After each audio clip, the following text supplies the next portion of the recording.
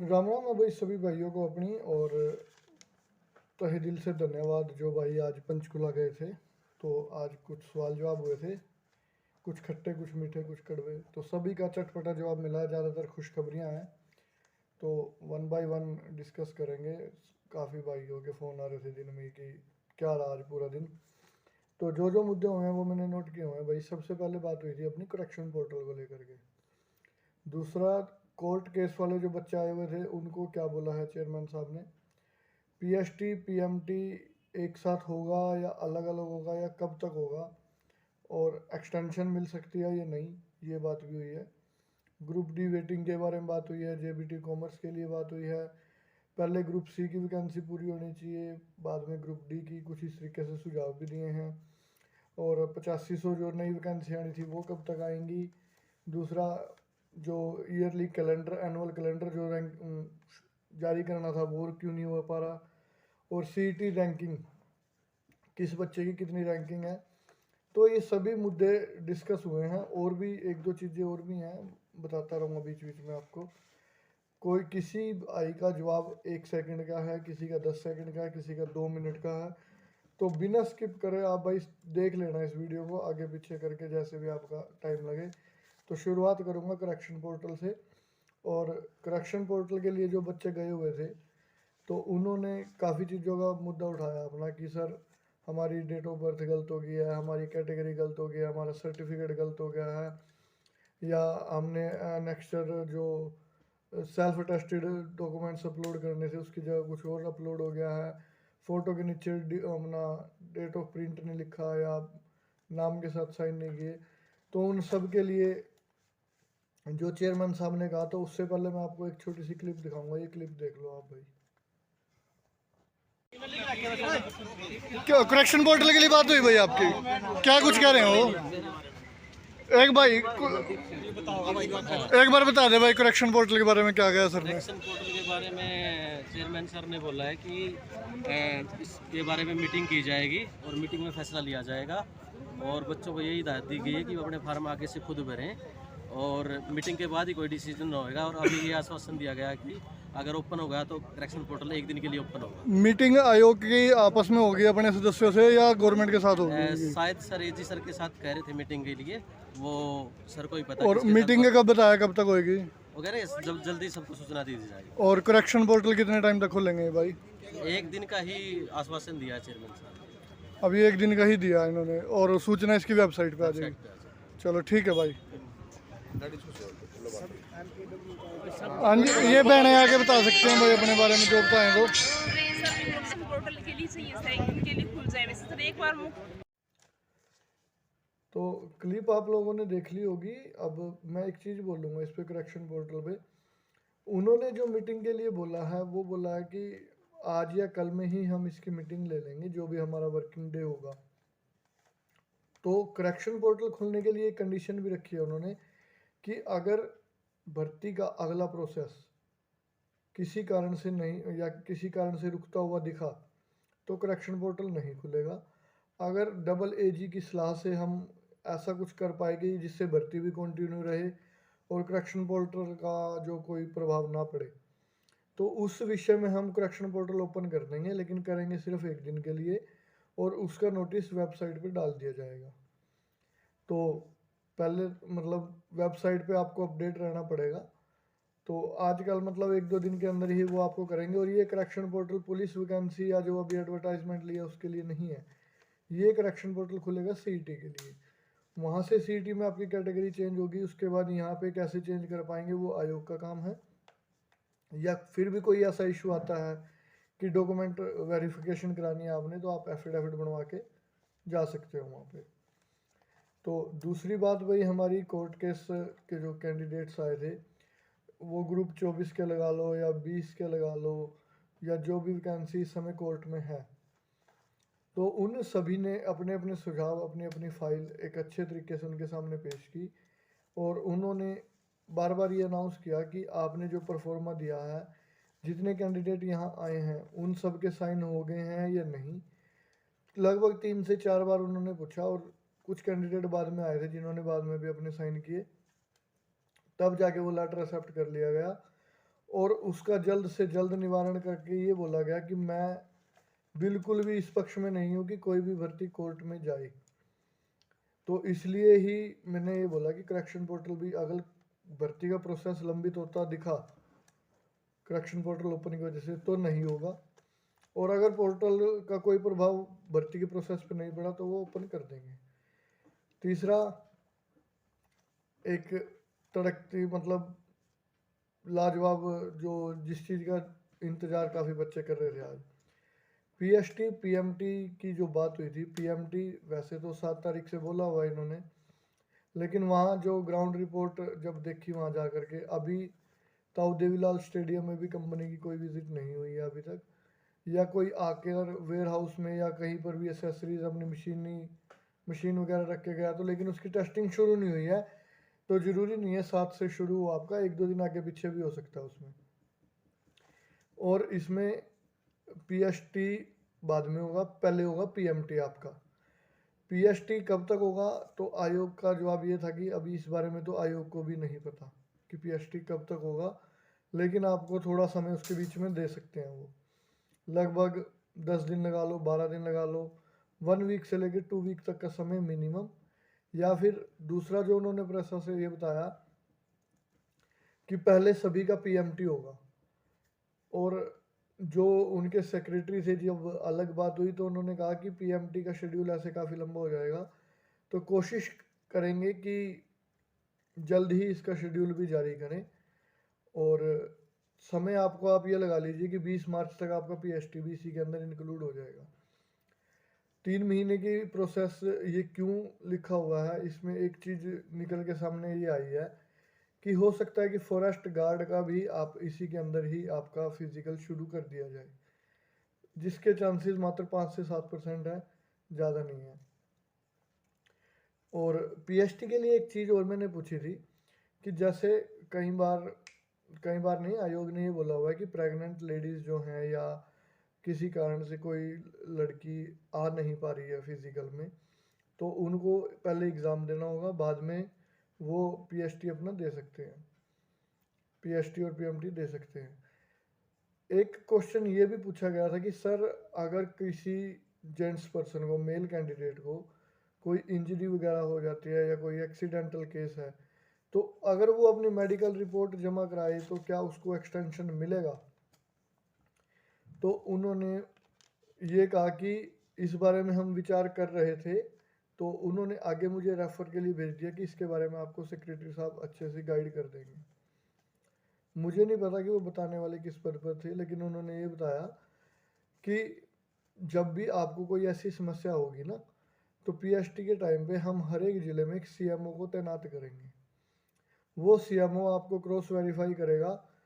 अगर आपका fault actual है और वो क्रॉस वेरिफिकेशन में डॉक्टर द्वारा सही लिखा आता है कि भाई हाँ आपको रियल में ये प्रॉब्लम है, और वो जो मेडिकल रिपोर्ट आपको बना के देंगे वो आप आयोग में जमा करवाएंगे, उसके बाद आपको एक्सटेंशन मिल सकता है। रही बात जो कैंडिडेट अब्सेंट रह के लास्ट मौके पे जाते थे पिछली बार की तरह, इस बार ऐसा नहीं होगा। क्यों नहीं होगा, क्योंकि वो चाहते ही नहीं कि कोई भी प्रोसेस डिले हो, क्योंकि करेक्शन पोर्टल का उन्होंने कह दिया कि मैं भर्ती का प्रोसेस नहीं रोकूंगा, अगर रुकता दिखा तो नहीं खोलूंगा। दूसरा, कोर्ट केस का उन्होंने कह दिया कि आप सारे सजेशन दे दो, मैं नहीं चाहता कि कोई भी भर्ती कोर्ट में रुके। तीसरा, यदि आप बार बार उनके पास जाओगे तो वो आपको भी क्लियर कट जवाब दे सकते हैं, तो इसलिए अब्सेंट ना हो। यदि कोई आपकी जेन्युइन समस्या है तो उसकी मेडिकल रिपोर्ट आप जमा करवाएं। उसके बाद आप सीएमओ जो आपके ज़िले में तैनात होंगे उनसे आप मिलें, वो मेडिकल रिपोर्ट आयोग में जमा करवाएं, उसके बाद आपको एक्सटेंशन मिल सकता है, अदरवाइज नहीं मिलेगा। चौथी जो बात मैं करूँगा भाई, ग्रुप डी वेटिंग की। ग्रुप डी वेटिंग में तो भाई देखो, एक सेकंड, ग्रुप डी वेटिंग के लिए काफ़ी बच्चे परेशान हो रहे हैं। लगभग 4000 पदों पे ग्रुप डी वेटिंग आनी है, लेकिन वहाँ पर जो कैंडिडेट गए थे वो मात्र 8 कैंडिडेट 10 कैंडिडेट गए होंगे ज़्यादा से ज़्यादा। ग्रुप डी वेटिंग की रिक्वायरमेंट आप मांग रहे हो कि 4000 वैकेंसी है, जाने वाले वहाँ पर सिर्फ 5 से 7 बंदे हैं, तो इसी तरीके से तो 50 पदों पे भी वेटिंग नहीं जारी करेंगे भाई। 50 पदों पर भी वेटिंग नहीं आएगी आपकी, क्योंकि आप एक चीज़ देखो, एक क्लियर चीज़ आपके सामने आ रही है। उन्होंने पहले कहा था कि तारीख नहीं बढ़ाएंगे फॉर्म की, हरियाणा पुलिस की। एज रिलैक्सेशन के पक्ष में वो थे, लेकिन उनके हाथ में नहीं था। ये दोनों चीज़ आपके साथ हुई। पोस्ट इंक्रीज नहीं करेंगे, स्टेनोग्राफर की इंक्रीज हुई, वो तो चलो डिपार्टमेंट ने जो भी उनको रिक्वायरमेंट दी वो हुआ। करेक्शन पोर्टल वो कह रहे थे नहीं खोलेंगे, आज यूनिटी इकट्ठी होकर गई तो करेक्शन पोर्टल भी खुला। अगर आप चाहते हो कि भाई आपको मिले तो आप आ जाओ, अदरवाइज मुझे लगता नहीं कि आपका ये काम होगा। अगर आप ये आपकी बात बुरी लगती है तो 10 बार छोड़ो 100 बार लगे, मुझे कोई दिक्कत नहीं है। मेरे जैसे कैंडिडेट, मैं भी एस्पिरेंट ही हूँ, अगर वहाँ जाके आपके सुझाव रखे हैं और मेरी सपोर्ट में कोई खड़ा ही नहीं है तो भाई मैं हाथ जोड़ता हूँ, आगे से मैं भी सपोर्ट नहीं करूँगा इस मैटर पे तो बिल्कुल भी नहीं। इसी तरीके से लड़कियों ने जब पोस्ट इंक्रीज की बात की थी, हम आगे गए थे, पीली मंडोरी गांव में भी वो गई थी, काफ़ी लड़कियों ने जवाब भी उठाया था। मिलने के बाद ही पता चला कि नई वैकेंसी 8500 आने वाली है, उससे पहले किसी को पता ही नहीं था। 8500 वैकेंसी के ऊपर भी बात हुई है, मैं बता दूंगा क्या बातें हुई हैं वो। लेकिन अगर देखो, कईयों को ये लगता है कि वो .2 से रह गए हैं, .6 से रह गए हैं तो ऐसे ही वो लग जाएंगे, अब नहीं तो कल लग जाएंगे भाई। मान लो 1 साल वेटिंग नहीं आती आपकी, 2 साल नहीं आती, तो 2 साल तक बैठे रहोगे क्या आप? जो प्रमोशन आज की तारीख से 6 साल बाद आपको क्लर्क में मिलना है वो 8 साल बाद मिलेगा। तो आप पढ़े लिखे मूर्ख हो, पढ़े लिखे मूर्ख, और ऐसे पढ़े लिखे मूर्खों को विभाग नहीं चुनता। और इनसे भी ज़्यादा एक चीज़ और मैं जेबीटी वालों को बोलूँगा, वो हो चुके हैं साइको, बिल्कुल साइको। क्योंकि वहाँ जो बात हुई वो क्या हुआ कि एक भाई इस तरीके से अपना लेटर लेके खड़ा था और उससे सिर्फ ये पूछा कि सर आपका मुद्दा क्या है भाई, एक बार लेटर पढ़ने दो। वो भाई आया और ऐसे करके बोला, जब आप जेबीटी के हो ही नहीं तो आपसे क्या बात करें। अगर आपके पेरेंट्स आपसे पूछे कि भाई तू 4 साल से तैयारी कर रहा है या तेरी जेबीटी में तेरा क्या हुआ प्रोसेस, तो तू उनसे भी पूछ लियो जाके कि भाई पहले जेबीटी करके आओ फिर हम इस मुद्दे पे बात करेंगे। आप किसी से मुद्दा शेयर करके ही एग्री नहीं हो और आप चाहते हो कि आपका काम हो जाए, नहीं होगा। 11 साल निकले हैं, 11 महीने और देख लो। अगर इसी तरीके से आप एक दूसरे के खिलाफ होते रहे तो ये काम 1% भी नहीं होगा। मैं 1% की भी गारंटी नहीं देता इसकी। बुरी लगती है, लगे, कुछ सवाल अच्छे थे कुछ बुरे थे तो बेशक लगे भाई, कोई ऐसी दिक्कत नहीं है। एक चीज़ और पूछी थी जिसके ऊपर भाई थोड़ी सी डांट भी खानी पड़ी। डांट क्यों खानी पड़ी? सिर्फ यही पूछा था कि सर जो नई वैकेंसी 8500 की अनाउंसमेंट की है वो कब आएगी। तो उनका जवाब ये था, भाई तू सारी चीज़ तेरे को ही बतानी है या और कैंडिडेट नहीं है। उसके बाद हम भी ढीले पड़ गए।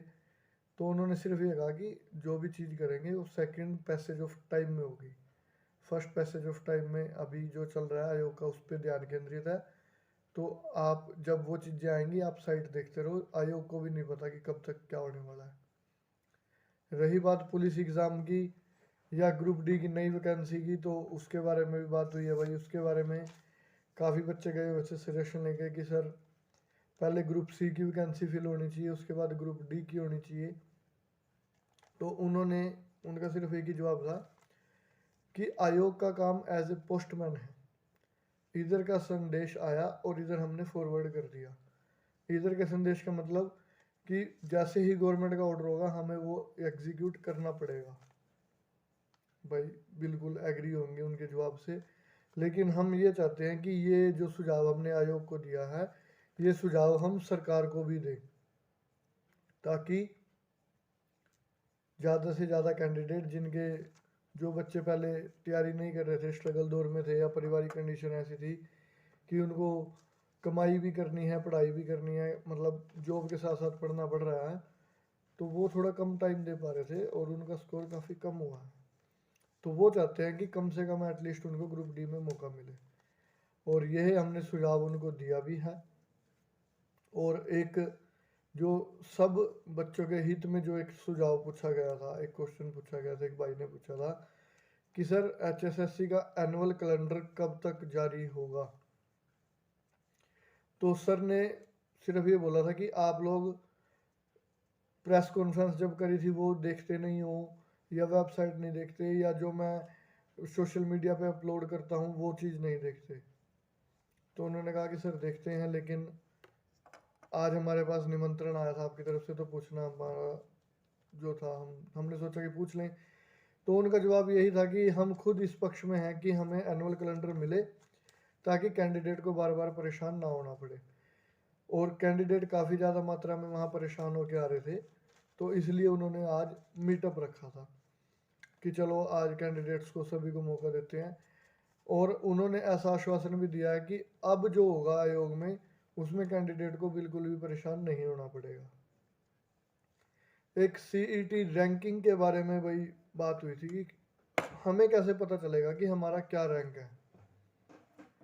तो हमारा रैंक क्या है इसके बारे में तो आयोग को ये था कि अभी इस मुद्दे पे हम विचार करेंगे। सिर्फ 2 सेकंड का जवाब था। PST PMT के लिए एक बात और बोलूँगा मैं आप लोगों को कि PST कट ऑफ, मुझे नहीं लगता कि PST PMT की कट ऑफ लगेगी, क्योंकि जिस हिसाब से इन्होंने शेड्यूल दिया है उसमें इनका विचार तो सिर्फ यही सामने आया अभी तक कि पहले ये सभी कैंडिडेट का PMT लेंगे, ताकि कल को कोई बच्चा ये ना बोले कि हम क्वालिफाइड थे और हमें मौका नहीं मिला। PMT के बाद PST होगा, उसके बाद आपकी लिस्ट आ सकती है। और यदि इसमें लिस्ट क्यों आएगी बाद में, लिस्ट ऐसा क्यों कह रहा हूँ मैं, क्योंकि पहले जो लिस्ट आएगी ना, जो अगर मान लीजिए स्टार्टिंग में कट ऑफ की लिस्ट लगाते हैं, तो स्टार्टिंग में कट ऑफ की लिस्ट लगाएंगे, वो कितनी बार आयोग को लिस्ट लगानी पड़ेगी, कितनी बार उसको रैंकिंग या जो रैंकिंग करना पड़ेगा या शॉर्ट लिस्ट करने पड़ेंगे कैंडिडेट, तो वो काम भी उनका काफ़ी बढ़ जाएगा। तो इसलिए मैं ये कह रहा हूँ कि उनका काम ना बढ़े, तो हो सकता है सभी को PMT में मौका मिले। और PST PMT कैसे होगा, हो सकता है कि PMT मान लीजिए 7 तारीख का है, और 7 तारीख वाले कैंडिडेट का PST हो सकता है 20 तारीख को आ जाए, 8 तारीख वाले का 21 को आ जाए, 9 तारीख वाले का 22 को आ जाए। ऐसा ही मैंने अभी पिछले लगभग 10 दिन पहले एक वीडियो बनाई थी, उसमें भी मैंने यही बोला था, जिसमें थंबनेल ये लगाया था कि PST PMT एक साथ होगा। और उसमें 8 मिनट 40 सेकंड से एक बात शुरू हुई है कि PST PMT कैसे कैसे एग्जीक्यूट हो सकता है। तो आज का डिस्कशन तो यही था। काफ़ी कुछ वैकेंसीज की और भी डिस्कस हुई थी, तो उनका जवाब भाई प्रॉपर अभी अपने पास नहीं आया है। लगभग रैंडमली स्टूडेंट्स आए हुए थे, कोई इंडिविजुअली केस था, कोई ग्रुप वाइज था, तो इस तरीके से काफ़ी बातें हुई थी। तो फिलहाल के लिए यही था। इस वीडियो को भाई जो भी भाई इन सभी भर्तियों से जुड़े हुए हैं उनके तक आप प्लीज़ शेयर ज़रूर कर दें, क्योंकि मैं जो गया, मैं अपने काम के लिए गया था कि मुझे PST PMT में क्या करना है, और दूसरों के सवाल इसलिए पूछे कि किसी का भला करने के लिए, कि अगर मेरी मेहनत में कमी रह जाती है तो कम से कम किसी की दुआ से ही कुछ बन जाए। इसलिए आप लोगों के सुझाव लेके वहाँ पे रखे थे। काफ़ी सुझाव भी आए थे, वो सुझाव भी रखे थे भाई अपना, मतलब एनुअल कैलेंडर हो गया, CET रैंकिंग हो गई, पहले ग्रुप C की भर्ती होनी चाहिए, बाद में ग्रुप D की होनी चाहिए, जो टेस्ट हैं वो ग्रुप वाइज होने चाहिए, और जो नॉर्मलाइजेशन का एक बात हुई थी कि नॉर्मलाइजेशन का फॉर्मूला सार्वजनिक करें। ये सभी चीज़ें एक लेटर पे लिख करके 8 से 9 पॉइंट थे उस पर, नॉर्मलाइजेशन फार्मूला सार्वजनिक करें। हालांकि ये वर्बली डिस्कशन नहीं हुआ, ये एक लेटर पे मेंशन करके दिया था एप्लीकेशन में। और एक नॉर्मलाइजेशन ये कहा था कि नॉर्मलाइजेशन अगर करना है तो वो शिफ्ट वाइज करें, ना कि सभी शिफ्ट पे, ताकि मान लो मेरी मॉर्निंग की शिफ्ट है तो मेरा कंपटीशन मेरी शिफ्ट के साथ हो, मुझे दूसरी शिफ्ट से मतलब ही नहीं है। दूसरी शिफ्ट का दूसरी वाली से, तीसरी की शिफ्ट का तीसरी वाली से। हरियाणा पुलिस का अब जो एग्ज़ाम होगा वो एक ही शिफ्ट में होगा आपका, आप लोगों को इस चीज़ का भली बातें ज्ञान होगा। तो फिलहाल के लिए भाई सभी भाइयों का धन्यवाद जो वहाँ गए थे। तो जैसे ही कोई अपडेट आएगी आप लोगों को बता देंगे। कुछ भाई इसमें मेरा स्वार्थ भी बताएंगे और कुछ भाई सपोर्ट भी करेंगे, तो मर्जी भाई आप लोगों की है। सब्सक्राइब करोगे तो डायरेक्ट आपके पास आएगी, नहीं करोगे तो आप ऐसे ही एक दूसरे से पूछते रहोगे, मैंने इसको बात बताई, इसने उसको बताई, वो जो बात 10% होगी वो आपके तक 1% पहुंचेगी, क्योंकि कुछ इसको समझ में आएगा, उसका आधा इसको आएगा, फिर ये आपको बताएगा। तो सब्सक्राइब के लिए भाई मैं थोड़ी सी उम्मीद रखता हूँ कि आप लोग कर दो। और एक चीज़ की अनाउंसमेंट और करेंगे भाई थोड़े टाइम बाद। पहले थोड़ा सा ये PST PMT वाला मसला एक बार हल हो जाए, उसके बाद बात करेंगे। तो सभी भाइयों का राम राम भाई।